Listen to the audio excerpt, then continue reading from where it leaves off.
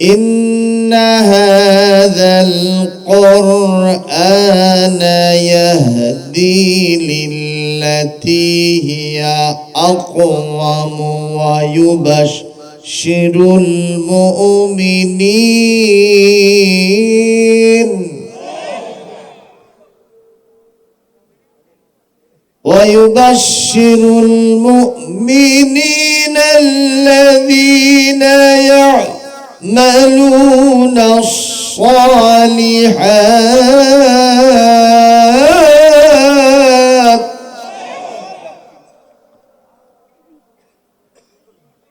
الذين يعملون الصالحات أن لهم أجرا كبيرا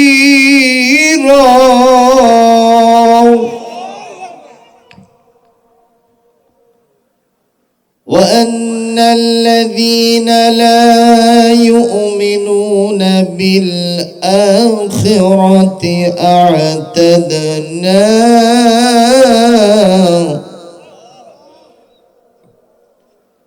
أعتدنا لهم عذابا أليما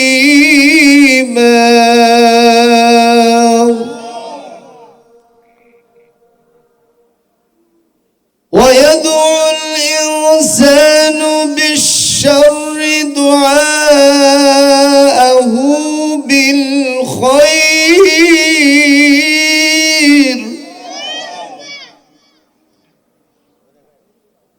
وكان الإنسان عجولا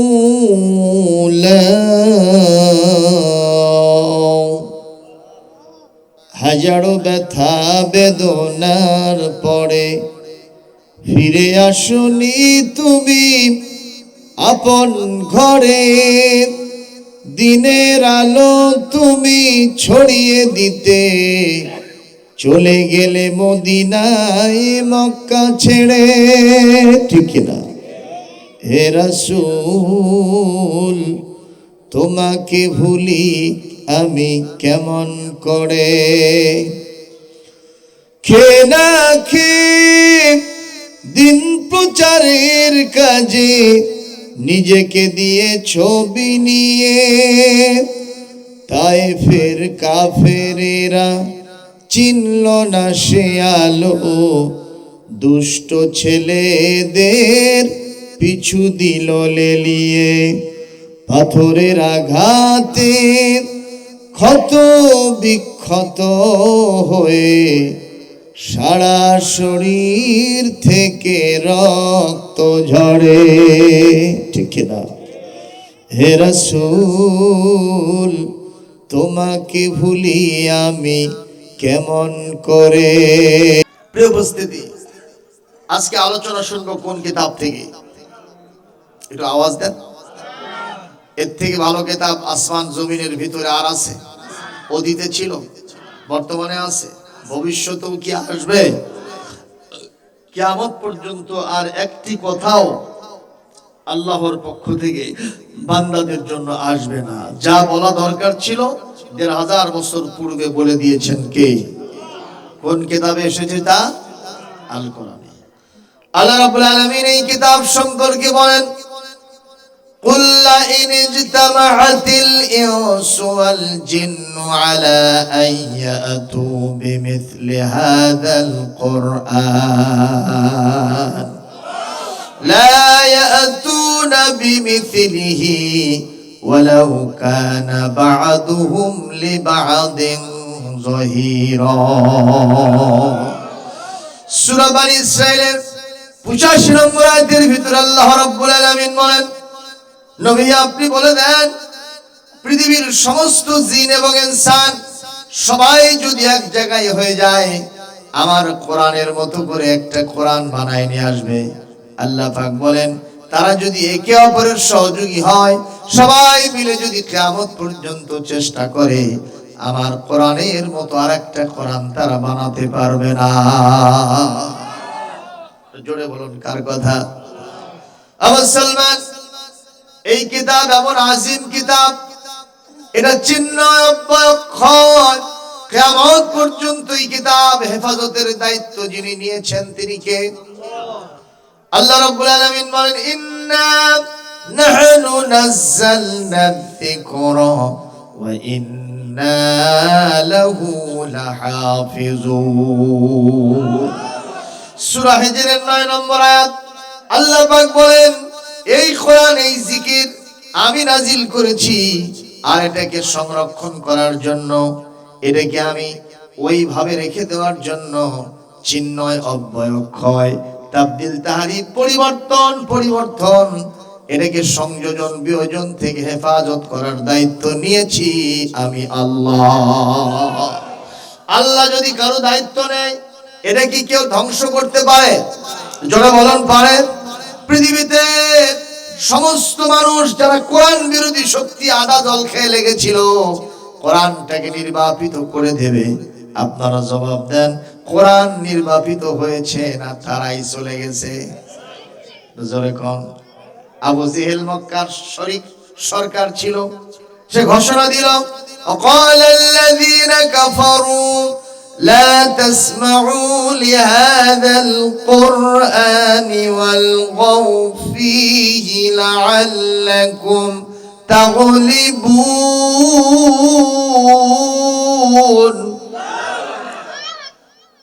আল্লাহ পাক বলেন কাফেররা ঘোষণা দিল তাদের সংসদ ভবনে মিটিং করে, খবরদার তোমরা কেউ কোরআন শুনবে না, বরং যেখানে কোরআনের আয়োজন হবে, তাফসীর হবে, বায়ান হবে, তাকরীর হবে, ওয়াজ হবে, সেখানে 144 ধারা দিবা, তার পাশে গিয়া ঢোল বাজাবা, নর্তকী নিয়ে এসে নাচানাচি করাবা,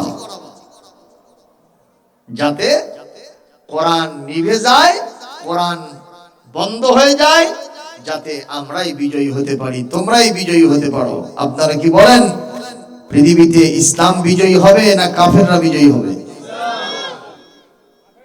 ওরা কি আছে আর এখন? নাই। হাজারো চেষ্টা করলে কোরআনের নূরকে নির্বাপিত করা যাবে না, ঠিক না? ঠিক বলেন। একটা উদাহরণ দিলে ভালো বুঝবেন। আমাদের বগুড়ার এক লোক চাকুরির সুবাদে ঢাকায় থাকে, এখন গ্রামের বাড়ি, যেহেতু উনি ঢাকায় চলে গেছেন, গ্রামের বাড়ি কি আর ওই রকম আছে? বলেন আপনাদের কি মাটির বাড়ি আছে নাকি? আমাদের এই গ্রামের দিকে একটা মাটির বাড়ি থাকলো, তো বহুত দিন ধরে উনি ঢাকায় গেছেন, গ্রামের বাড়িটা অন্তত পাহারা দেওয়ার জন্য একটা পাহারাদার রেখেছেন, ওর নাম হলো কালু। কি মানে ওর গাওটা কালো, তো এই জন্য ওর নামই হয়ে গেছে। আমাদের দেশে এরকম বলে কি বলে না? যদি কেউ একটু বেটে হয় ওর কি কয়? বাটুল। আমাদের বগুড়া কয় বাটু, অথবা কেউ বেটে কয়, কথা কর না কেন? আবার যদি কেউ লম্বা হয় তাকে কয় লম্বু, কথা কয় না? যার বেশি শরীরটা ধলা হয়, সাদা হয়, ওকে কি কয়? বগা, কথা কয় না? ওকে কি কয়? বগা কয়। যে একটু শুকনা শাকনা তা কি কয়? সে কোন কয় না? সেংটে, শুকটু। আমাদের বগুড়া কয় শুকটু, কথা কয় না? আছে না এরকম? এই জাতীয় কিছু লোকের উপাধি আমরা তাদের শারীরিক অবয়ব দেখে দিয়ে থাকি। কেউ মোটা হলে তা কি কয়? মোটু। এগুলো সব আছে, কিন্তু এগুলো দেওয়া যাবে না, এটা নিষেধ করেছেন কে?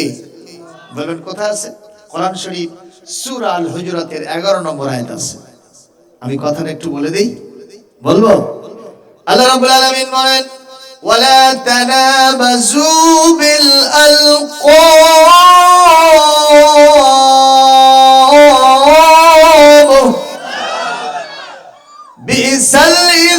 বিসাল ইসমুল ফুসুক বাদাল ঈমান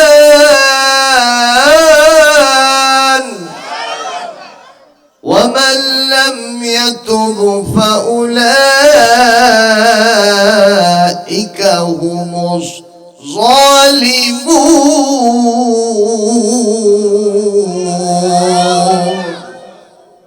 আল্লাহ পাক বলেন তোমরা খারাপ উপাধি দিয়া কেউ কাউকে ডাকাডাকি করো না।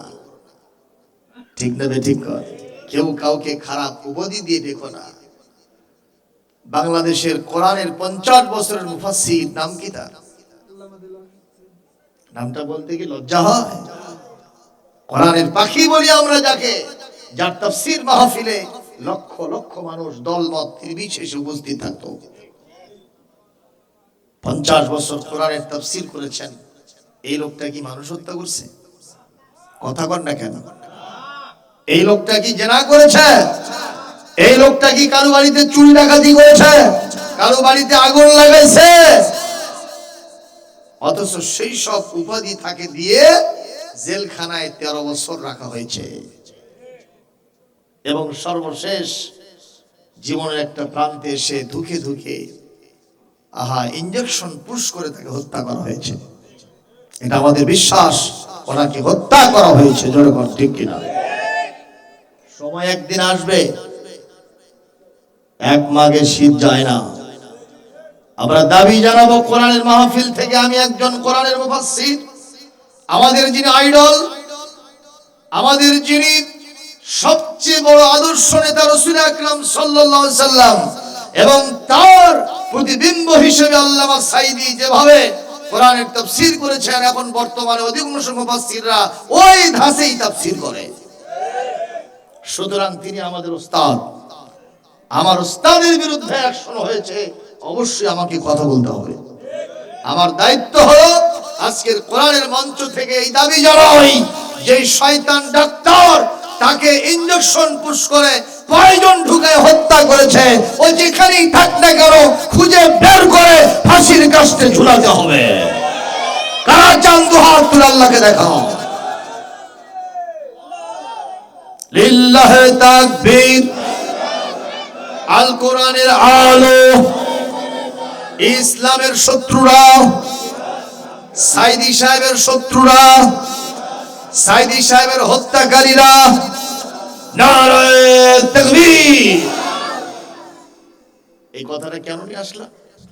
ওনার নাম হলো দেলোয়ার হোসেন সাঈদী, আর ওনাকে বলা হচ্ছে দিল্লে রাজাকার। তাহলে নাম বিকৃত হলো কিনা? এই কামটা কি কোরআন বিরোধী হয় নাই? কথা বলেন না কেন? সুতরাং আজকে আপনারা একটা বিষয় শিখলেন, কেউ কাউকে খারাপ উপাধিতে ডাকবো না, ভালো নাম যেটা সেটা ধরে ডাকবো ইনশাআল্লাহ। এই আমলটা করা যাবে। আল্লাহ পাক বলেন এটা সবচেয়ে নিগৃহীত একটা নিকৃষ্ট কাজ। ঈমান আনার পরে যদি কেউ এই কথা বলার পরে তওবা না করে, এরা জালেম হয়ে যাবে। বলেন নাউজুবিল্লাহ। আর জুলুম যদি কেউ করে, বাবা ওর কোনো ছাড় নাই। সাঈদী সাহেব বলেছিল না যে যেখানেই থাকো ইন্দুরের গর্ত পালানোর জন্য খুঁজে পাবে না।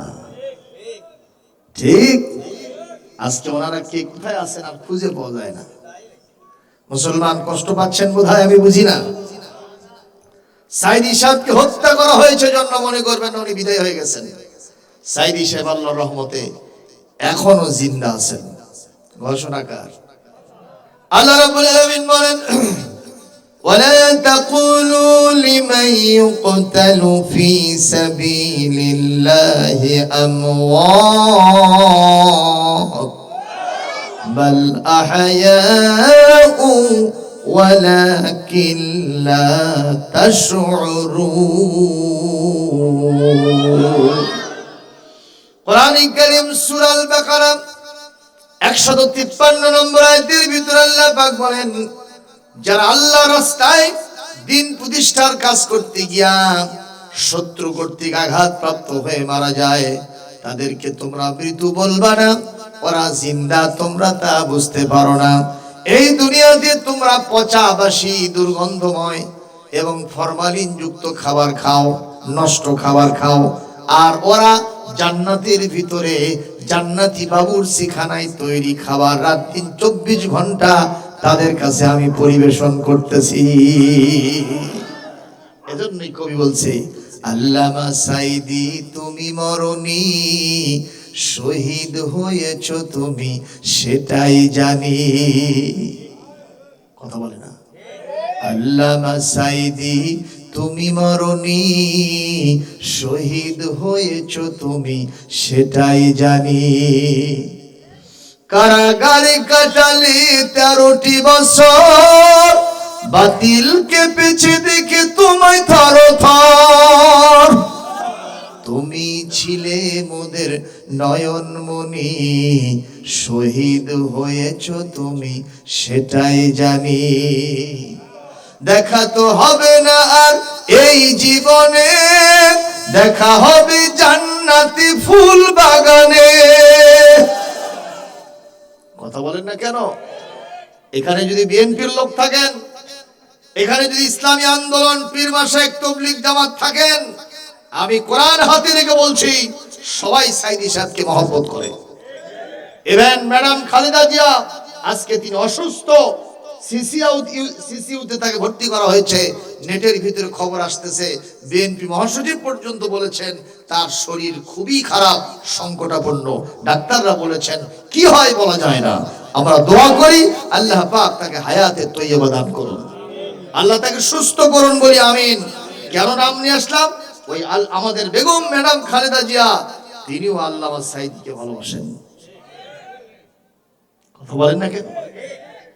সুতরাং মুসলমান, সেই মানুষটার সাথে আমাদের জান্নাতে দেখা হবে ইনশাআল্লাহ, বলি আল্লাহুম্মা আমিন। কেন নিয়ে আসলাম কথাটা? বলে গ্রামের বাড়ি পাহারা দেওয়ার জন্য যাকে রাখা হয়েছে, ওই ছেলেটার নাম হলো কালু। কি জন্য? শরীরটা কালো। এখন গ্রামের বাড়িতে তো আর ইলেকট্রিসিটি নাই, উনি কারেন্ট নেননি, যেহেতু থাকে তো থাকে, ওই বাতি হারিকেন এগুলো জ্বলে কোনো মতো, ওই কি করে কয় মোমবাতি, এগুলো জ্বালায় থাকে। তো ওনার ঢাকার বাসায় ওনার মেয়ের বিয়া, গ্রামের আত্মীয় স্বজন সবাইকে দাওয়াত দিয়েছে। চিন্তা করলো আমি কালুকে বাদ দেই কেমনে, কালুকেও দাওয়াত দিয়েছে। দাওয়াত দেওয়ার পরে সবাই বিয়ের অনুষ্ঠানে চলে গেছে, বিয়ে শাদী শেষ, খাওয়া দাওয়া শেষ। এখন সবাইকে, যারা বিশেষ করে গ্রাম থেকে গেছে, ওই দিনে তো আর ঢাকা থেকে ফিরতে পারে না, সবার জন্যই রুম বরাদ্দ দিচ্ছে যে আপনারা, আমার 5তলা বিল্ডিং আছে, সব বিল্ডিং এর সব রুমে রুমে আপনারা আসন নেন। তো কালুর জন্য একটা রুম বরাদ্দ দিচ্ছে। ওখানে কি তেলের বাতি আছে? ওখানে কিসের বাতি? কারেন্টের বাতি। ঠিক কিনা বলেন? কালুর আবার অভ্যাস হলো তেলের বাতি এরকম ফু দিয়া নিভায়া রাতের বেলা ঘুমায়। ও আলোতে ঘুমাতে পারে না, অন্ধকারে ঘুমায়। তো বাতি নিভাই কি দিয়া? এই কথা কন নাকি আপনারা? ফু দিয়ে নিভাই।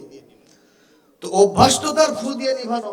রাতের বেলায় ঘুম তো আলোতে হয় না, যেই রুমের ভিতরে দিছে ওই ভিতরে ঢুকা এখন ঘুম আসবে, কিন্তু তেলের বাতি তো নয়, এখন হলো কারেন্টের বাতি।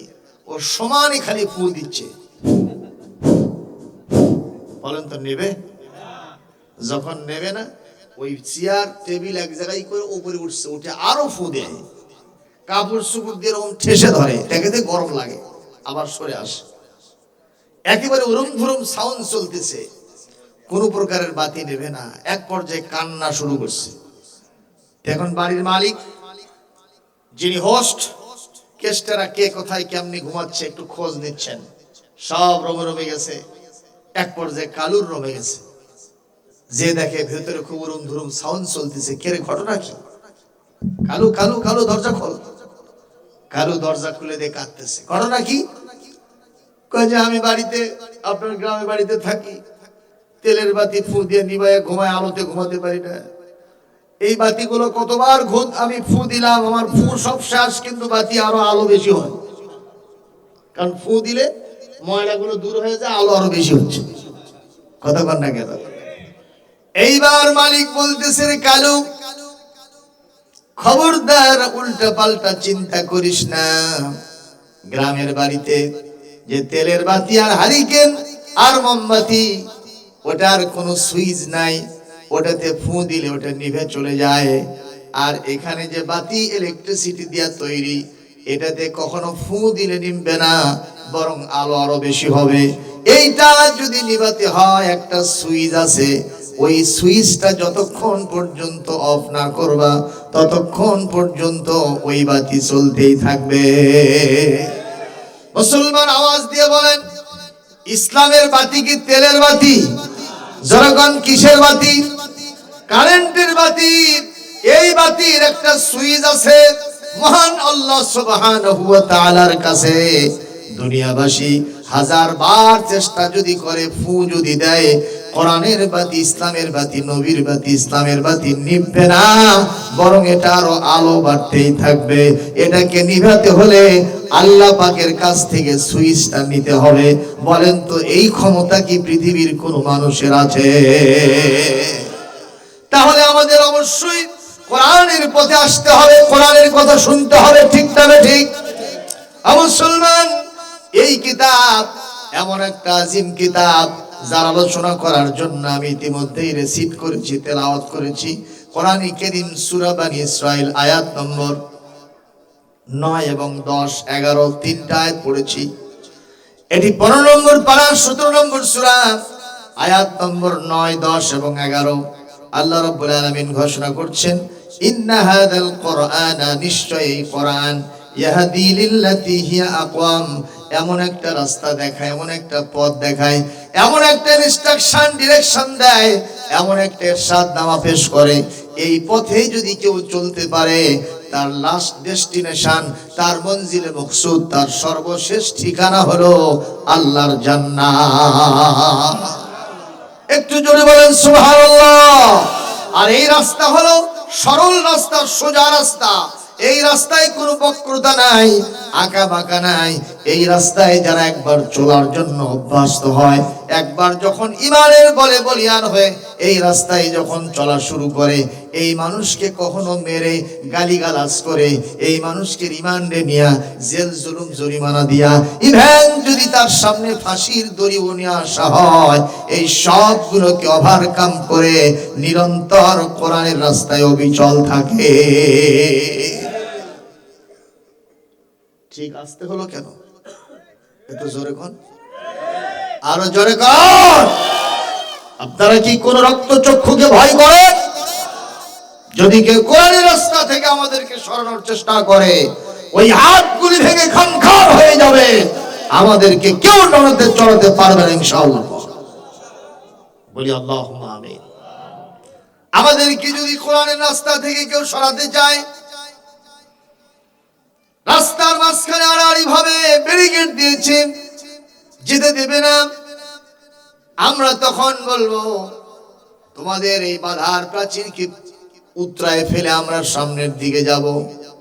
দেখা গেল না, বাধার প্রাচীর খুবই শক্ত, খুবই কঠিন। আমরা ওই জায়গায় থেকে আবার সামনের দিকে আমরা হামাগুড়ি দিয়ে চলার চেষ্টা করব। কথা পায় না। আমাদের দুইটা পা যদি কেউ ভেঙে দেয়, আমরা তখন গড়িয়ে গড়িয়ে চলবো। ঠিক কিনা বলেন? আমাদের দুইটা হাত যদি কেউ ভেঙে দেয়, আমরা তারপরেও গড়াতে থাকবো। এরকম কিছু মানুষ আছে না নাই?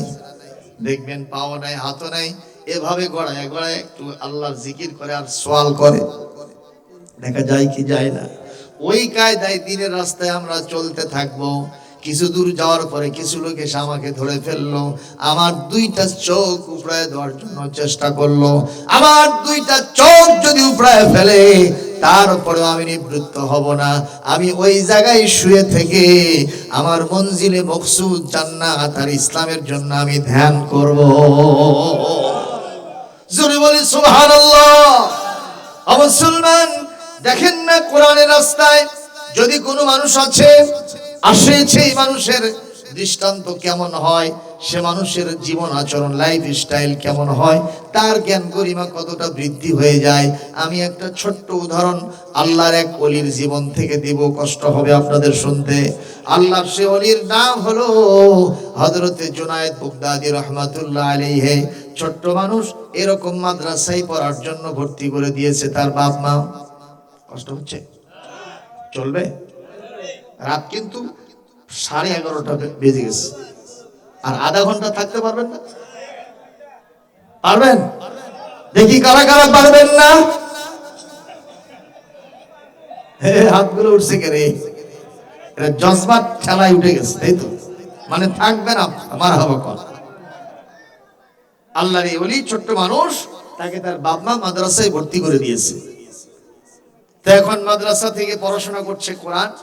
এই যে ছোট্ট ছোট্ট সোনামণিরা কোরআন পড়ে না, বাবা তোমরা কই গেলে? সব মাদ্রাসায় ঘুমাইছে নাকি? ছাত্ররা চলে আসো, মাদ্রাসার ছাত্র আজকে এক রাত তোমরা কোরআন শোনো। মাদ্রাসার ছাত্ররা চলে আসো। এদের রাত জাগার অভ্যাস আছে, কথা কর না কেন? রাত 4টার সময় ঘুম থেকে উঠে ঠান্ডা পানি দিয়ে ওযু করে ঝুলে ঝুলে তোতা পাখির মতো ওরা কোরআন পড়ে, বলেন মারহাবা। আহা, এদের দৃষ্টান্ত দেখলে তোতা পাখির মতোই মনে হয়। আলহামদুলিল্লাহ। প্রিয় উপস্থিতি, এই বাংলাদেশে প্রায় 1 কোটির কাছাকাছি কোরআনের হাফেজ আছে। সুবহানাল্লাহ। আসতে বলেন কেন? এতই সহজে এই কোরআনকে তুলে দেওয়া। কয়জনকে মারবেন? ইয়ামামার যুদ্ধে 70 জন হাফেজে কোরআনকে হত্যা করা হয়েছিল। হযরতে আবু বকর সিদ্দিক রাদিয়াল্লাহু তাআলা আনহু তখন খেলাফতের আসনে।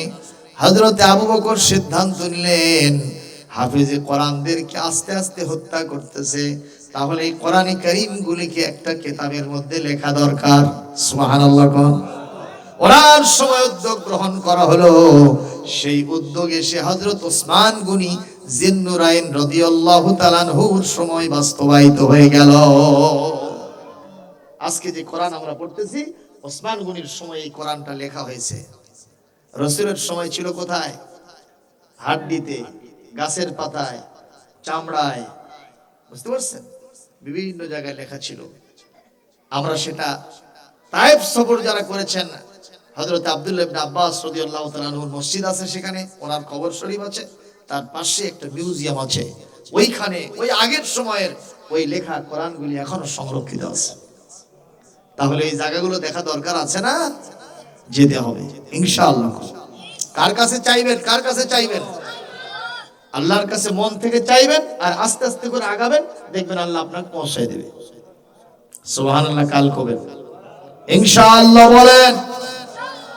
যাই হোক, আজকে তো আর ওই 70 জন নয়, এখন তো 1 কোটির কাছে হাফেজ সাহেব। কয়জনকে মারবে? দেখা গেছে পত্রিকা আসছে 6 মাস পরে হাফেজ হয়ে গেছে কোরআনে। আলহামদুলিল্লাহ। আমার ছেলে হাফেজ হয়েছে, দ্বিতীয় ছেলেটা।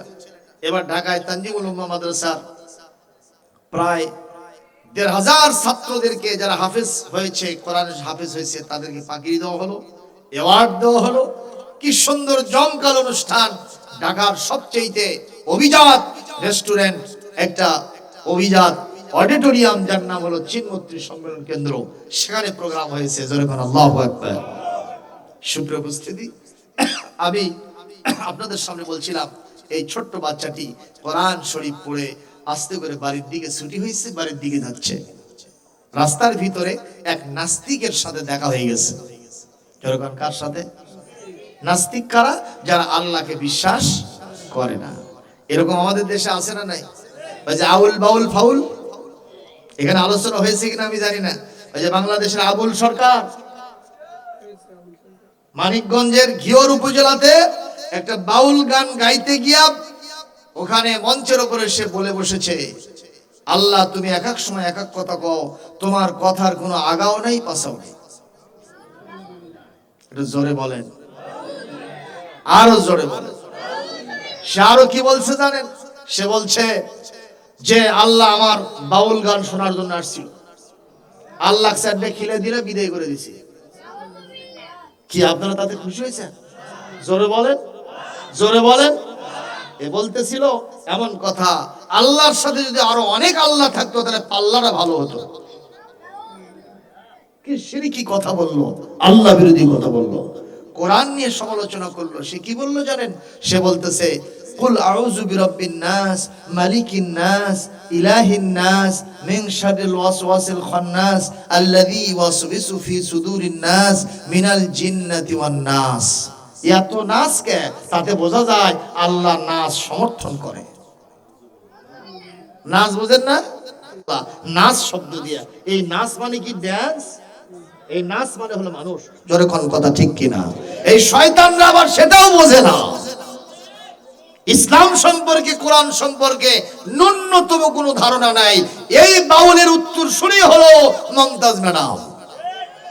সে গান গাইছে, বাবা মৌলানা মসজিদ ঘরে আল্লাহ থাকে না, বাবা মৌলানা মসজিদ ঘরে আল্লাহ থাকে না। ওর দাবি অনুযায়ী আল্লাহ বোধহয় মন্দিরে থাকে নাকি? নাউজুবিল্লাহ, জোরে কর। এই বাউল সরকার, আউল বাউল ফাউল, এরাই হলো কাউল। জোরে কোন কথা ঠিক কিনা? এদেরকে ধরতে হবে আর উপযুক্ত শাস্তি দিতে হবে, যাতে বাংলাদেশে আল্লাহ বিরোধী কথা আর কেউ বলার সাহস না পায়, ঠিক কিনা? কিন্তু দুঃখজনক, বাংলাদেশে কেউ কেউ আবার তাদের পক্ষ নিচ্ছে। নেছে না নেয়নি? হ্যাঁ, এগুলো করতে হবে কেন? সাম্প্রদায়িক সম্প্রীতি নষ্ট হচ্ছে। ওনারা যখন আমার আল্লাহকে গালি দিচ্ছে, তখন সাম্প্রদায়িক সম্প্রীতি নষ্ট হয় না? পৃথিবীর সব মুসলমান কলিজা দিয়ে আল্লাহ রসুলকে ভালোবাসে। এ কথা কোন না কেন আপনারা? আল্লাহর ভালোবাসা নাই অন্তরে? কারা কারা আল্লাহকে বিশ্বাস করে হাত তুলে দেখান মুসলমান। লিল্লাহে তাকবীর, নারায়ে তাকবীর, নারায়ে তাকবীর, লিল্লাহে তাকবীর। দিন ইসলাম, দিন ইসলাম। আমার নেতা তোমার নেতা, নারায়ে তাকবীর। আলহামদুলিল্লাহ কর। এই দাবি জানানো কি আমার খারাপ হলো? যারা আল্লাহ বিরোধী কথা বলে এই বাংলাদেশে, তোমরা জামাই আদরে থাকবা, কিন্তু যদি আমাদের বিরুদ্ধে বাড়াবাড়ি করো, জামাইয়ের কিন্তু খবর আছে। ঠিক না? ঠিক কর ভাইরা, খেয়াল করেন। ছোট্ট ছেলেটি আসতেছে, নাস্তিকের সাথে দেখা। নাস্তিক জিজ্ঞেস করছে, বাবা কই গেছিলা? কয়, চাচা মাদ্রাসায় গেছিলাম। কেন বাবা? কয়, মাদ্রাসায় গেছিলাম কোরআন শেখার জন্য। এ বাবা, কোরআন শিখছো? যা, তোমার ব্রেন যা ছিল সব পৌঁছে গেছে। ছোট্ট বাচ্চার সামনে কথা বললে ওর কলিজা আঘাত লাগে না? ছোট্ট ছেলেটার চোখ দিয়ে দর করে পানি ছেড়ে দিয়েছে। চাচা কি বললেন? আমার মা বাবা আমাকে আদর করে যত্ন করে জীবনের উৎসাহ লগ্নে কোরআনের অক্ষর আমার মাথার ভিতরে ঢুকায় দিচ্ছে, আমার মুখের ভিতরে কোরআনের কথা ঢুকায় দিচ্ছে। কারণ এই পৃথিবীতে পড়া শুরু হবে প্রথমে কার নাম নিয়া? ইকরা বিইসমি রাব্বিকাল্লাযী খালাক, খালাকাল ইনসানা মিন আলাক। ইকরা রাব্বুকাল আকরামুল্লাযী আল্লামা বিল কলম, আল্লামাল ইনসানা মা লাম ইয়ালাম। আল্লাহ পাক বলেন, জীবনের শুরুতে তুমি কোরআন তুলে দাও মুখে। সুবহানাল্লাহ কর। এজন্য আপনারা যারা উপস্থিত আছেন, কোন সন্তান যদি আপনার জন্মগ্রহণ করে, ওই সন্তানের মুখে প্রথমে এবিসিডি দিবেন না, প্রথমে আগডুম বাগডুম ঘোড়াডুম সাজে দিবেন না। হাট্টিমা টিম টিম তাদের খাড়া দুটি শিং, তারা মাঠে পারে ডিম, তারাই হলো হাট্টিমা টিম টিম। বলেন তো এই পড়াগুলো ভুল না শুদ্ধ? ভুল না শুদ্ধ? যার শিং আছে সে কোনোদিন ডিম পারে? কথা কন।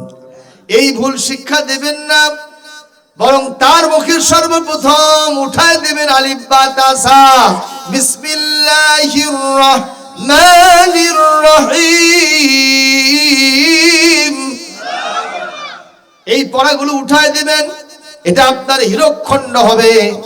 জীবনের উৎসাহ লগ্নে যা শেখে, আল ইলমু ফিস সিগার কান নকশি ফিল হাজার।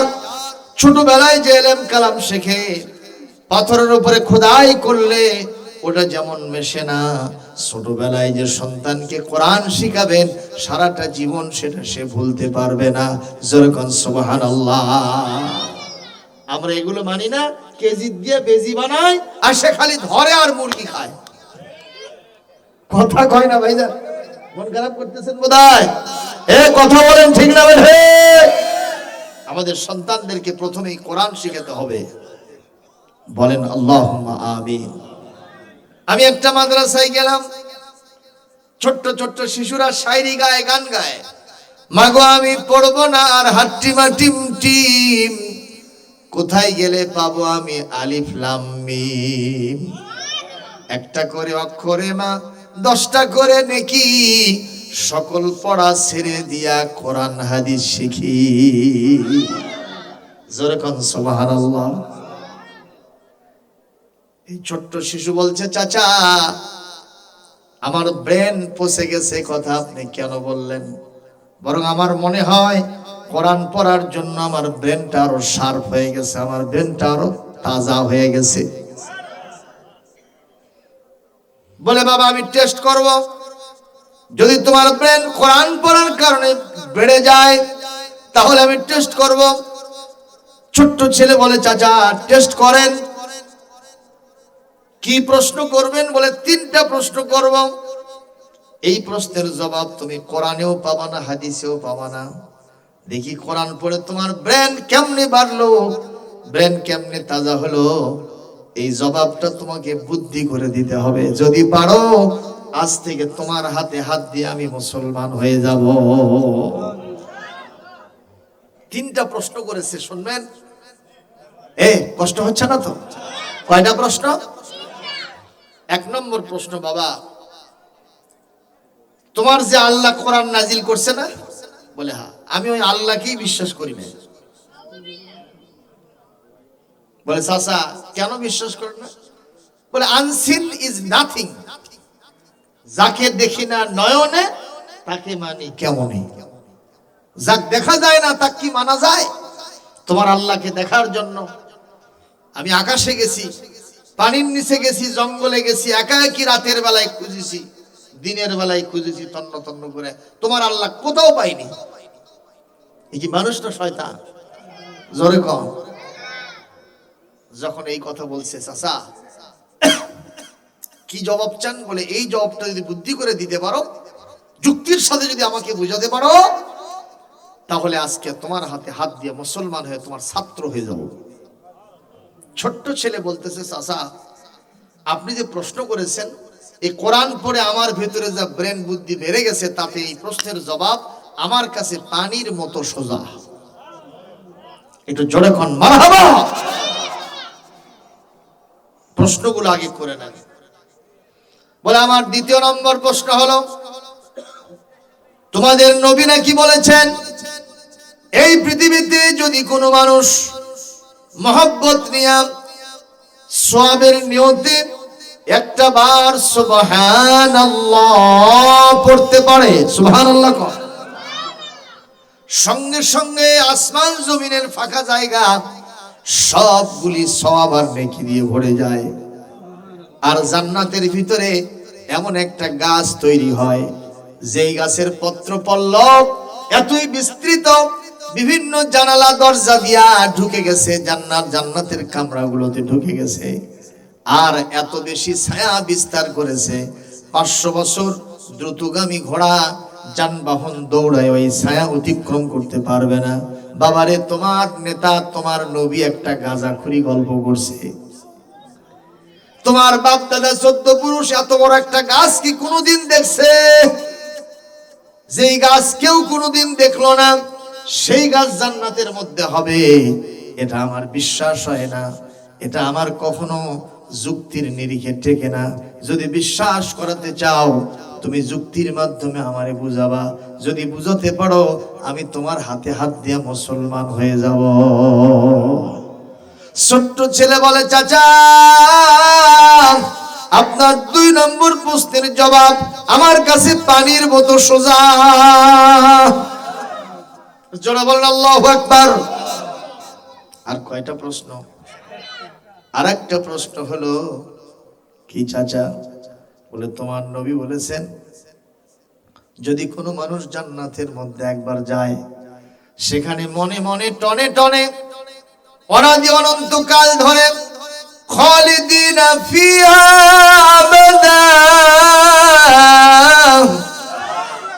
জান্নাতের মধ্যে অনন্তকাল ধরে থাকবে, সেখানে জান্নাতের বাবুর্চিখানায় তৈরি, মনে মনে টনে টনে খাবার খাবে, জান্নাতের ফল ফলাদিগুলো সে চয়ন করতে থাকবে, যতই পান করুক যতই খানা দানা করুক না কেন, তোমার নবী বলেছে ওই জান্নাতের মধ্যে প্রসাবও নাই, পায়খানাও নাই, এগুলো কিছুই করা লাগবে না।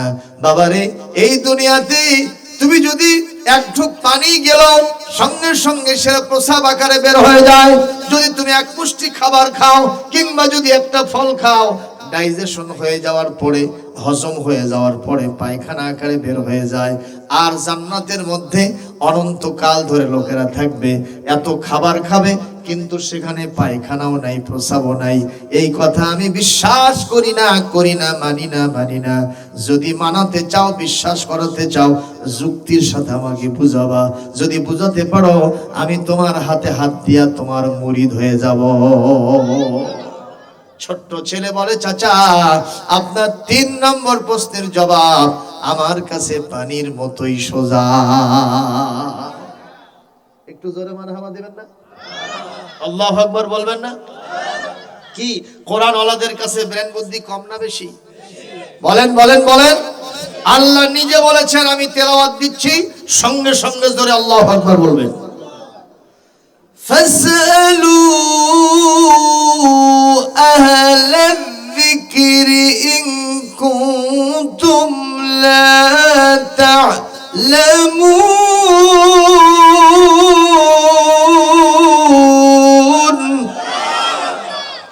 কোরআনে কারীম সূরা আম্বিয়ার 7 নম্বর আয়াত, সূরাতুন নাহাল 43 নম্বর আয়াত। 2 জায়গাতে আল্লাহ পাক এই একটা আয়াত অংশ সেটিং দিয়েছেন। আল্লাহ পাক বলেন, এ দুনিয়ার মানুষ, তোমাদের যদি কোনো জিনিস জানা না থাকে, যদি অজ্ঞতার ভিতরে নিমজ্জিত হও, কোনো সমস্যার সমাধান হয় না, আমার আলেমদেরকে জিজ্ঞাসা করো, কোরআন ওয়ালাদেরকে জিজ্ঞাসা করো, তোমার সব সমস্যার সমাধান দিয়ে দেবে আল কোরআন। একটু জোরে বলেন, কথা ঠিক না ঠিক? সব সমস্যার সমাধান আছে কোথায়? কোনো সন্দেহ নাই। একটা নাস্তিক, সে আবার অ্যাডভোকেট, উকিল। আমাদের দেশে উকিল আছে, আপনাদের এলাকায় আছে নাকি? যার নাই কোন গতি, তার আছে ওকালতি। এ কথা কয় আইনের মেরতেছে, আপনাকে দেখবেন পকেটের পয়সাগুলো বার করে নেয়। সব না, অনেক উকিল ভালো আছে, কথা কন না কেন? অনেকে খালি কামায়ের ধান্দাই থাকে, পুরো বসতে দেয়। তো এক উকিল সাহেব আর একজন আলেম, মসজিদের ইমাম, দুইজনের ঝগড়া হচ্ছে। উকিল করছে, তোমরা হুজুর মানুষ, কাঠমোল্লা, তোমাদের মাথায় আছে খালি গোবর। এরকম কথা টাকলা মুরাদ জামালপুরের আওয়ামী লীগের সময় মন্ত্রী ছিল, কথা কয় না কেন? মাথার সমস্ত চুলগুলো আউট, মানে ফুটবল খেলার মাঠ। ওই কি মন্ত্রী আছে, ওই কোথায় আছে আর খুঁজে পাওয়া যাচ্ছে না মাইক্রোস্কোপ যন্ত্র দিয়ে। ওই বলছিল হুজুরদের মাথায় খালি গোবর আছে। আল্লাহ প্রমাণ করে দিয়েছে কার মাথায় মাল আছে, কার মাথায় জাল আছে, এটা তোমরা এখন প্রমাণ নাও। কথা কয় না বাবা? তো এখন উকিল করছে, তোমাদের মাথায় খালি গোবর আছে। হুজুর বলছে নাউজুবিল্লাহ নাউজুবিল্লাহ। আল্লাহ বলছে কুল্লুম ফি কিতাবিম মুবিন, সমস্ত জ্ঞান এই কোরআনের মধ্যে আল্লাহ দিয়েছে। আর তুমি বললে আমাদের মাথায় গোবর আছে, এটা কখনো হতে পারে না। এই কথা যখন বলতেছে, তখন ওই দিক দিয়ে একটা লোক যাচ্ছিল। এখানে কি হচ্ছে বলে, ভাই দেখেন তো, এই উকিল সাহেব মিশে এসে আমার সাথে তর্কে জড়াইছে, আমার মাথায় নাকি খালি গোবর আছে। তো বলছে কার মাথায় গোবর, কার মাথায় কি আছে, এটা আমি প্রমাণ করব। আমি মাঝখানে বিচারক, আপনারা দুইজন পরীক্ষার্থী। মারহাবা কর। কি প্রশ্ন? উকিল সাহেব আপনি রেডি হন। বলে রেডি। এই যে বিশাল পুকুর, বলেন তো কয় গ্লাস পানি আছে? উকিল সাহেব বলতেছে, ওই হুজুরের গোবর সব আপনার মাথায় যাচ্ছে। কেরে, ওখানে কতগুলো পানি আছে ওটা কি আমি মাপে দেখছি? কথা কয় না? তখন এই লোকটা বলতেছে, তাহলে বোঝা গেল আপনি ফেল করলেন। আপনি কি করলেন? ফেল করে। হুজুর আপনি পারবেন? কয় আমার কাছে ওই পানির মতোই সোজা। মারহাবা কর। বলে সেটা কি? বলে ওই পুকুরটা যদি একটা গ্লাসের সমান হয়, তাহলে 1 গ্লাস পানি আছে। সুবহানাল্লাহ জোরে বলেন। সুতরাং আলেমদের মাথায় বুদ্ধি কম নেই, কোন দিকে নিয়ে যাবেন সেখানেই আলেমরা আছে। আল্লাহু আকবার কর।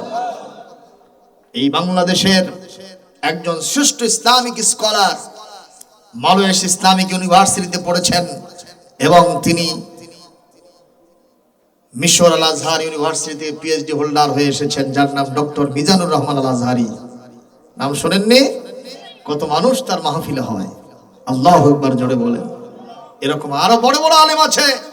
আগে তো লোকেরা বলতো হুজুরদের সাথে বিয়ে দেব না বাবা, ভাত পাবে না আমার মেয়ে।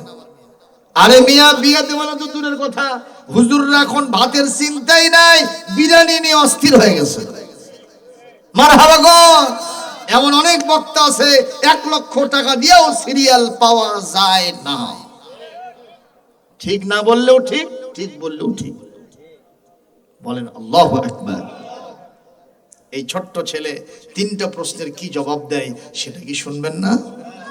ইনশাআল্লাহ আমি সেটা অবশ্যই বলবো। সময় খুব বেশি নেব না, অল্প সময়ে। তার আগে বলি, কোরআনের রাস্তায় মানুষ আসলে তার কি হয়, তার কতটা সম্মান হয়, তার কতটা সহ্য বীর্য হয়, কতটা মহত্ব হয়, বরত্ব হয়, কতটা মুজাহিদের জীবন হয়, তার ভিতরে কতটা নরসাদ্দুল হয়ে যায়। যেরকম সুবহানাল্লাহ। কি সেটা? একজন মহিলা ছিল যার নাম সুমাইয়া রাদিয়াল্লাহু তাআলা আনহা। আমার মা বোনেরা আজকে এসেছেন, আমি দেখে আসলাম অনেক মায়েরা বসে আছেন, তাদেরও তো কিছু খোরাক আছে, কথা কোনটা কেন? আমার মা সুমাইয়া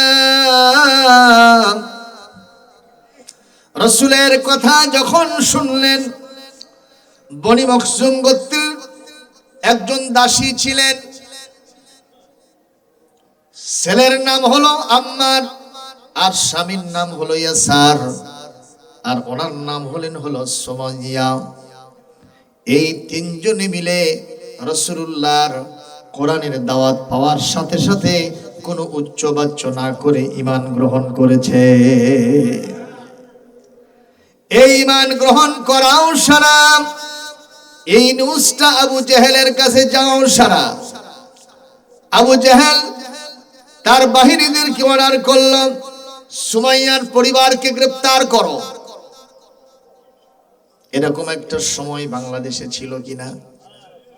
মহিলারা এক জায়গায় বসে কোরআনের বৈঠক করতেছে, বাহিনী এসে বলল এখানে জঙ্গিবাদী মিটিং হচ্ছে, সবগুলোকে ধরে নিয়ে আদালত ভবনে চলে গেল, রিমান্ডে নিল, জেলখানার ভিতরে ভরল।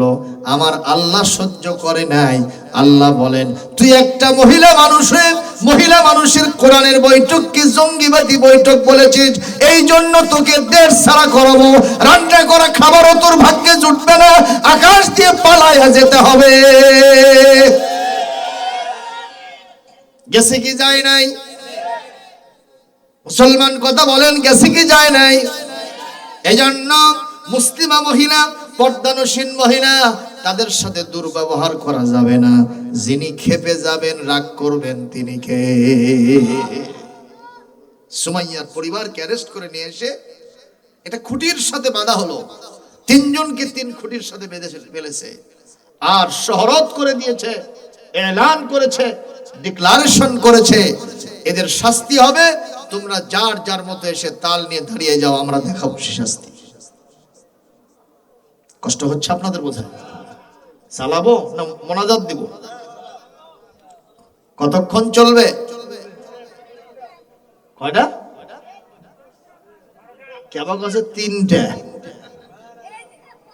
তুমি 3টা মধ্যে থাকো, আমি বগুড়া লাফাত্তা। আর কিছুক্ষণের ভিতরে শেষ হবে ইনশাআল্লাহ। কোন প্রকারের চিন্তার কারণ নাই। আরে এখন ফেসবুকের সময়, ফেসবুক দেখতে দেখতেই তো আমাদের 12টা, 12:30, 1টা কখন বাজে আমরা কখনো টেরও পাই না। এরকম অবশ্য আপনাদের এই বোয়ালিয়া গ্রামে নাই। এই গ্রামের লোকেরা ফেসবুক দেখে।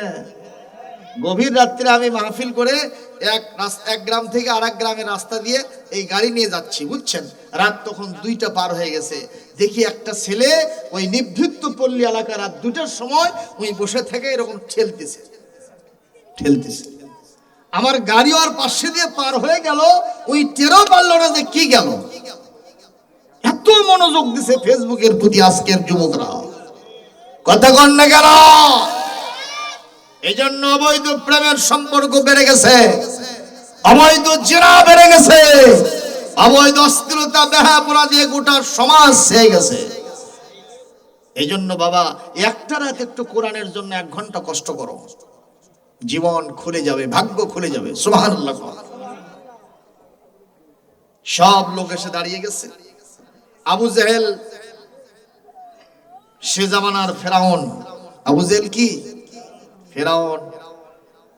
মরদ আসতেছে, এসে সুমাইয়ার সামনে দাঁড়ায় বলছে, সুমাইয়া, সুমাইয়া শর্মিন্দা মহিলা, দাঈফাতান ফিল জিসমে, শরীরটা শুকনা শুকনা শাকনা, একেবারে চিকন মানো মহিলা, কাবিয়াতান ফির রূহিল ঈমান, কিন্তু রূহের দিক থেকে আর ঈমানের দিক থেকে অনেক অটল এবং অবিচল। বলেন মারহাবা। আপনারা জবাব দেন, মনের শক্তি বেশি না শরীরের শক্তি বেশি? এটা জোরে বলতে হবে। আমি দেখেছি একটা এনিসাব একজনের সামনে ফেলে দেওয়া আছে। এনিসাব বলেন না, যেটা কামড়ায় না, এটা কি বলেন আপনারা? আরে তার ছোট আরেকটা যেটা লম্বা কালো মাঠে সাপ, এ ফেলে দিয়েছে। 1 লোক 3 মাইল দৌড় মারছে আগে, অথচ ওখান থেকে 10 হাত দূরে ছিল, ওই দেখেনি মারছে দৌড়, এত ভয় করে সাপ দেখে।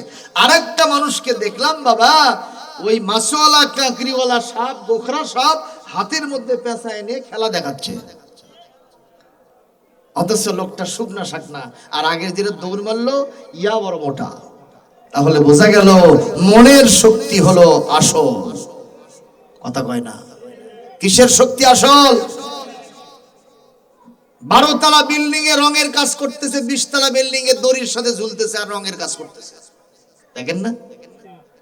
অথচ 2 তলার উপর থেকে ইয়া বড় মোটা মানুষ নিচের দিকে তাকে ঘুরমা লাগে পড়ে মরে শেষ। এই তাকাতে পারলো না, আর ওখান থেকে কাজ করতেছে, কোনো সমস্যা হয় না। অবশ্যই ওর মনের বল বেশি, ঠিক কিনা? সুমাইয়ার শরীর ছিল ক্ষীণ পাতলা ফিনফিনা, কিন্তু তার মনের বল, ইমানি বল ছিল সবচাইতে বেশি। আবু জেহেল এসে বলল, সুমাইয়া আতিঈনি ওয়াকফুরি বিমুহাম্মদ, তুমি আমাকে মেনে নাও আর মুহাম্মদকে অস্বীকার করো। অবে রব্বে মুহাম্মদ, মুহাম্মদের রবকে অস্বীকার করো। আমার মা সুমাইয়া শরীরের সমস্ত শক্তিগুলো এক জায়গায় করে তিনি তার ইমানে বলে বলিয়ান হয়ে বলল, এ আবু জেহেল শোনো, লা উতিউকা ওয়ালা আকফুরু বিমুহাম্মদ, আমি আল্লাহর নামে বারবার শপথ দিয়ে বলছি, আমি তোমাকে মেনে নিব না, আমার জানের নবী, প্রাণের নবী মুহাম্মদকে আমি ছাড়ব না। জোরে বলেন সুবহানাল্লাহ। একবার বললেন, এইবার আবু জাহেল, খিচুড়ি আছে নাকি? আল্লাহু আকবার। চাঁদের আলো তো আসল জায়গায়, যখন মারহাবা। আপনাদের জন্য কিছু আছে, সেই জন্য বোধহয় বসে আছেন নাকি? ওয়াজের জন্য না খিচড়ির জন্য? তাহলে কিন্তু খালি খিচড়ি পাবেন, কিছুই পাবেন না। আর যদি এটার জন্য বসে থাকেন, খিচুড়ি স্বাদ লাগবে ভালো। এই কথা কয় না কেন? জোরে বলেন ঠিক না ঠিক? এইবার আবু জেহেল দ্বিতীয়বার এসে বলল, সুমাইয়া, আমি তোমাকে নির্যাতন করব না, মারব না, বরং তোমাকে উচ্চ আসন দেব যদি তুমি আমাকে মানো আর মুহাম্মদ আর তার রবকে অস্বীকার করো।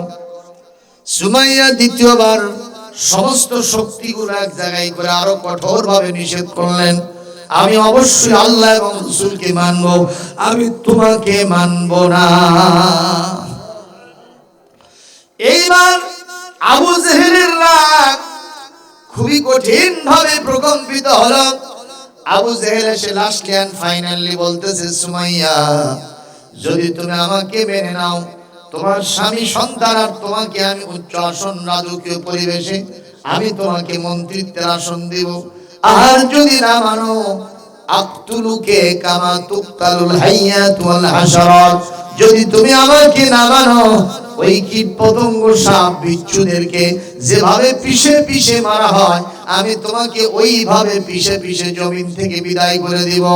আমার মা সুমাইয়া সর্বশেষ বারে আল্লাহর নামে স্লোগান দিয়া, আল্লাহর নামে শপথ দিয়ে বারবার বললেন, আমি অবশ্যই তোমাকে মানব না, আমার নবী আর তার রব আল্লাহকে আমি কখনো ছাড়ব না।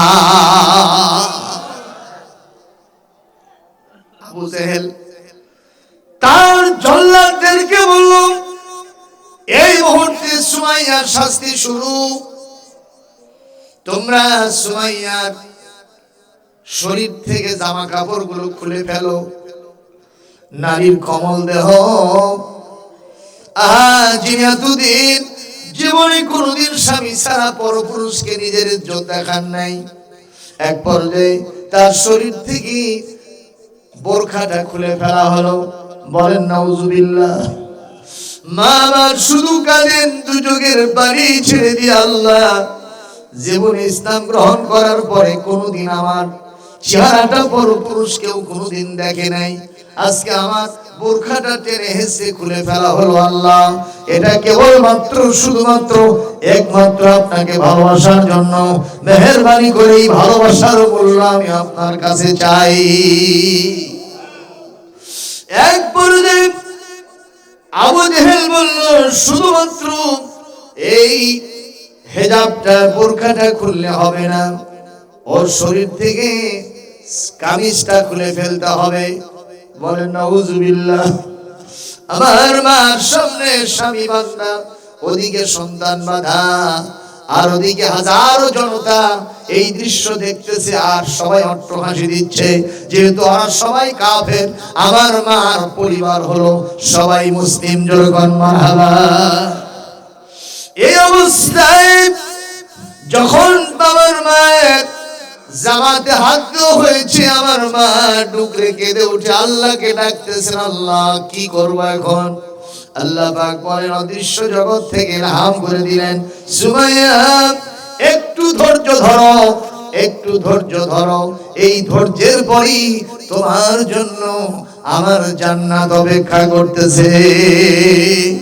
আমার রাসূল, দিনের নবী, আমাদের করুণার ছবি, রাহমাতাল লিল আলামিন হযরত মুহাম্মদ রাসূলুল্লাহ সাল্লাল্লাহু আলাইহি ওয়াসাল্লাম ওই দিক দিয়ে যাচ্ছেন।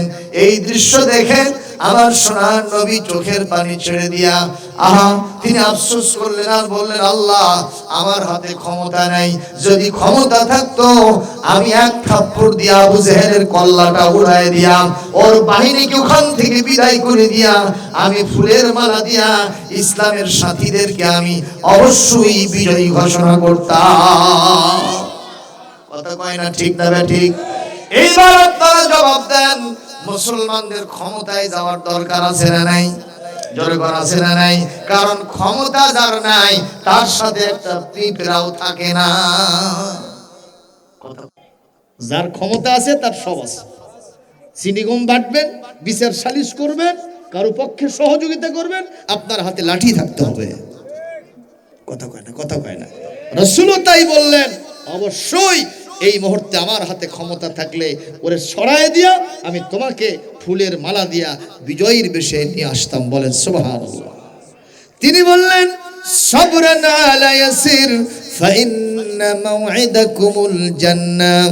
ওয়া ইয়াসির পরিবার, তোমরা একটু ধৈর্য ধরো, এই ধৈর্যের পরে তোমাদের জন্য সবর, অবশ্যই তোমাদের জন্য জান্নাত অপেক্ষা করতেছে। যেরকম সুবহানাল্লাহ। এক পর্যায়ে আমার মা সুমাইয়ার কামিজটা খুলে ফেলা হয়েছে। আমার মার পরনে শুধু নিম্নাংশে একটা পোশাক। বলেন নাউজুবিল্লাহ। দুটা হাত দিয়ে একটু চোখ চেপে ধরবেন সে সুযোগ নাই, হাতও বান্ধা পাও বান্ধা। এই বাবা, এই আশ্চর্য ব্যাপার, খারাপ লাগতেছে তোমাদের? একটা করুণ ঘটনা সাহাবীদের জীবন থেকে বলা হচ্ছে, আর তোমরা হাসতেছো। ফেসবুক দেখতে দেখতে তোমাদের সবকিছু আউট হয়ে গেছে। কথা বল না কেন? ভালো বোঝো না, মন্দ বোঝো না, খালি হাসোই। কত হাসবা? আল্লাহ বলেছেন, ফালিয়াদহাকু কালিলাও ওয়ালিয়াবকু কাসীরা। হাসো অল্প, কান্দো বেশি। দুনিয়ায় যারা বেশি হাসবে আখিরাতে তারা বেশি কাঁদবে, দুনিয়ায় যারা বেশি কাঁদবে আখিরাতে তারা বেশি হাসবে। সুতরাং সাবধান হয়ে যেতে হবে, ঠিক না ঠিক কর। কষ্ট হচ্ছে নাকি আপনাদের? আমার মার নিম্ন অংশে শুধুমাত্র একটা পোশাক, এতগুলো মানুষ শুধু চোখ দিয়ে দরদর করে পানি ছেড়ে দিচ্ছেন। এই মুহূর্তে আবু জেহেল বলল নিম্ন অংশের পোশাকটাও খুলে ফেলতে হবে। এতগুলি মানুষের সামনে ওদিকে স্বামী কান্দে, ওদিকে সন্তান কান্দে, আল্লাহর ফেরেশতা মণ্ডলী কান্দে আর দোয়া করে, আল্লাহ আপনার বান্দিকে আপনি বাঁচান, আপনার বান্দিকে উদ্ধার করেন। আমার আল্লাহ পাক বলেন wait and see, wait and see, আমি আরো একটু দেরি করতেছি, এই জন্য যারা অপরাধী তাদের অপরাধের পাল্লাটা একটু ভারী হয়ে যাক। কথা কোন ঠিক না ঠিক? বর্ষিতে মাছ যখন ধরে একটু ঠোকর মারার সাথে সাথে কি খুঁটা মারে, একটু দেরি করে, যখন একবারে গিলে ফেলে যখন যদি ওই মুহূর্তে যদি একটা খুঁটা মারে ওর 14 গোষ্ঠী আর পালাতে পারবে না। আল্লাহ পাক বলেন আবু জেহেলের পাল্লাটা একটু ভারী হতে হবে, অপরাধের পাল্লা। এই কারণে আমি একটু দেরি করতেছি। এক পর্যায়ে আমার সোনার মায়ের নিম্নাংশের পোশাকটা পর্যন্ত খুলে ফেলা হয়েছে। আমার মা পুরোটা উলঙ্গ অবস্থায় আছে। ফেরেশতা কান্দে, স্বামী সন্তান কান্দে, আমার দ্বীনের নবী মুহাম্মদ রাসূলুল্লাহ কাঁদতে থাকেন। এক পর্যায়ে আবু জেহেল, এই পৃথিবীর আমার রাসূলের জামানার ফেরাউন, ওই শয়তান তাগুতি শক্তি, তার হাতে থাকা একটা চোখা অস্ত্র এভাবে তাক করে নিয়ে সামনের দিকে অগ্রসর হয়ে আমার মা সুমাইয়ার লজ্জাস্থানের ভিতরে এত জোরে ঢুকায় দিয়েছে, এদিক দিয়ে ঢুকে ওদিক দিয়ে ফোড় হয়ে বের হয়ে গেছে। আমার মা সুমাইয়া কোরআন তেলাওয়াত করতে করতে জান্নাতের সুধা পান করে আমার আল্লাহর কাছে চলে গেছে। আল্লাহ রাব্বুল আলামিন ওই আসিয়ার ঘটনা বর্ণনা করেছেন সূরাতুত তাহরিমের 11 নম্বর আয়াতে। আল্লাহ পাক বলেন আহা ওয়াদারাবাল্লাহু মাসালাল লিল্লাযীনা আমানু মুরআতা ফিরআউন إذ قالت رب ابن لي عندك بيتا في الجنة ونجني من فرعون وعمله ونجني من القوم الظالمين আল্লাহর কাছে দোয়া করেছিলেন আমার মা, আল্লাহ আমি এখন বিদায় হয়ে যাব, এই মুহূর্তে আপনার কাছে আমার একটা দরখাস্ত। আমি এত অত্যাচার নির্যাতন এত জ্বালা যতন সহ্য করলাম একমাত্র আপনার জন্য। আমার কোনো চাহিদা না, একটাই চাহিদা, আপনার কাছে জান্নাতের মধ্যে আমার জন্য একটা ঘর বানায় দেন, আর ফেরাউন আর সালসালা সামুন্ডা এই জালেম বাহিনী থেকে আপনি আমাকে উদ্ধার করেন। আল্লাহ পাক বলেন ও ফেরেশতা মণ্ডলী, তাড়াতাড়ি আসমানের দরজা খুলে দাও, তাড়াতাড়ি আমার জান্নাতের দরজা খুলে দাও। আমার সুমাইয়ার ঈমান বড় দামের ঈমান হয়েছে রে। আমার সুমাইয়া যখন বিদায় হয়ে আসবে আমার জান্নাত দেখে দেখে পরওয়াজ করে যেন আসতে পারে। একটু জোরে কোন সুবহানাল্লাহ। তাহলে জবাব দেন, কোরআনের রাস্তা শক্ত না নরম, সরল সোজা না কঠিন? সোজা রাস্তা, সরল রাস্তা। এই রাস্তায় যারা একবার আসে এদেরকে মারধর করে জেল জুলুম জরিমানা দিয়া ফাঁসির কাস্টেও কখনো তাদেরকে বিদায় করা যায় না। জোরে কোন মারহাবা। একটু জিকির করেন লা ইলাহা।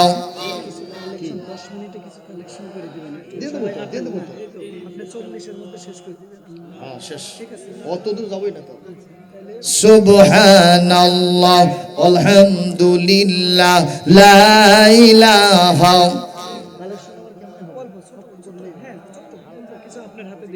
লা ইলাহা লা ইলাহা ইল্লাল্লাহু মুহাম্মাদুর রাসূলুল্লাহ সাল্লাল্লাহু আলাইহি ওয়াসাল্লাম। আমার মা সুমাইয়া ইসলামের জন্য, কোরআনের জন্য, আল্লাহ রসুলের জন্য এত পরিশ্রম করেছেন, কষ্ট করেছেন, নির্যাতন ভোগ করেছেন। আজকে সেই সুমাইয়ার উত্তরসূরি আমার মা বোনেরা পর্দায় থাকে না। অবশ্য আপনাদের গ্রামের সমস্যা নাই, এখানে সবাই পর্দা করে। কি কন, বেপর্দা নারী আছে না নাই? পর্দা আছে দরজায়, পর্দা আছে জানালায়, কিন্তু পর্দা নাই নারীর গায়ে। ঠিক না বললেও ঠিক, ঠিক বললেও ঠিক, কথা কয় না? বেপর্দা নারী আছে এই দেশে। এই বেপর্দা নারীগুলি আমাদের সমাজটাকে লন্ডভন্ড করে দিচ্ছে। এই জন্য নারীদের পর্দা করতে হবে, বলেন ইনশাআল্লাহ। নারীদের পর্দা ছাড়া এদেশ থেকে জেনা ব্যভিচার দূর হবে না। বিড়ালের সামনে সুটকির পাতি লুদান করে দেবেন, আর বিড়ালকে 140 ফুট দিবেন। বিড়াল কবে যে আপনি সরে যান, আমার বিসমিল্লাহ করো টাইম নেই, কথা কয় না? তেঁতুল সামনে রেখে জিবাকে বলবেন খবরদার, কখনো যেন তোর এখানে একটু পানি না বের হয়, তখন কি জিবা এটা মানবে? কতক্ষণ মানবে? এই জন্য মহিলাদেরকে পর্দা করে দিতে হবে, আর পুরুষদের ভিতরে আল্লাহর তাকওয়া ঢুকাতে হবে। এই দেশ থেকে আল্লাহর রহমতে জিনা ব্যভিচার দূর হয়ে যাবে, বলেন ইনশাআল্লাহ।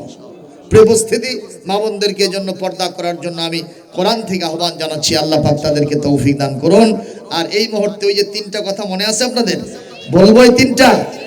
কমিটি চাপ মারতেছে, একটু কালেকশন করতে হবে। যাই হোক, আমি এই কথার একটু অল্প সময়ে বলে শেষ করে দেই। প্রথম নম্বর প্রশ্ন ছিল, তোমার আল্লাহকে আমি মানি না। ওনাকে দেখা যায় না, এই জন্য ওনাকে মানা যায় না। বলে চাচা, তাহলে তো আমি জবাব দিতে হবে। বলে হ্যাঁ। তো তাহলে আমি আপনার শিক্ষক, আপনি আমার ছাত্র। তা আমি তো হলাম এইটুকু, আর আপনি এত বড় উঁচা, তা আমাকেও তো অন্তত পক্ষে আপনার সমান সমান হওয়া দরকার, কথা কয় না? তাহলে কি করতে হবে? আপনি হয় বসেন, না আমাকে উপরে তোলেন। কয় বাবা আমি বসে যাচ্ছি। যেই বসে গেছে, টানিয়া চর মারে দিয়েছে 2 গালে 2টে। কি মারছে বাবা? চর। বলেন তো, চর মারলে কি লাগে না গালে? এরকম গাল নাড়তেছে আর বলতেছে, বাবা তুমি ছোট, কিন্তু তোমার এক একটা চরের ওজন মনে হয় 3 মণ। এত লাগতেছে, হাই সর্বনাশ, মনে হয় আমার গাল এখন খুলে পড়বে। চাচা ঘটনা কি? কয় বাবা তোমার চরের এই আঘাতটা আমার গালে খুব লাগছে। কয় চাচা কোথায় লাগছে একটু দেখান তো। কয় বাবা এই জায়গায়, এই জায়গায়। কয় চাচা আঘাতটা তো আমি দেখতে পাচ্ছি না। দেখা যায় ব্যথা, দেখা যায় ব্যথা, দেখা যায়। চাচা কোথায় ব্যথা লাগছে একটু ব্যথাটা দেখান। কয় বাবা এইখানে, এইখানে। ও 1000 বার দেখে বলতেছে, চাচা এটা সুই, এটা অনুপরিমাণ জিনিস পরে থাকলে আমি সেটাও দেখতে পাই, অথচ আপনার ব্যথা আমি দেখতে পাচ্ছি না। কয় বাবা ব্যথা দেখো আর না দেখো, তোমার চরের আঘাতে যে ব্যথা লাগছে এটাই সত্য কথা। কয় চাচা এটা যদি সত্য হয়, ব্যথা না দেখা সত্ত্বেও যদি আমাকে বিশ্বাস করাতে চান যে মহান আল্লাহকে দেখা যায় না, কিন্তু আসমান জমিন গাছপালা তুল্যতা এই বিশাল সৃষ্টি নৈপুণ্য দেখলে কেন বোঝা যাবে না যে আল্লাহ আছে? জোরে কোন সুবহানাল্লাহ। কয় বাবা জীবনে আমাকে এই পুষ্টা কেউ দিতে পারে নাই, আজকে তুমি আমাকে বুঝাতে পারছো, আমি বুঝতে পারলাম একজন স্রষ্টা আছেন যার নাম আল্লাহ। জোরে কোন সুবহানাল্লাহ।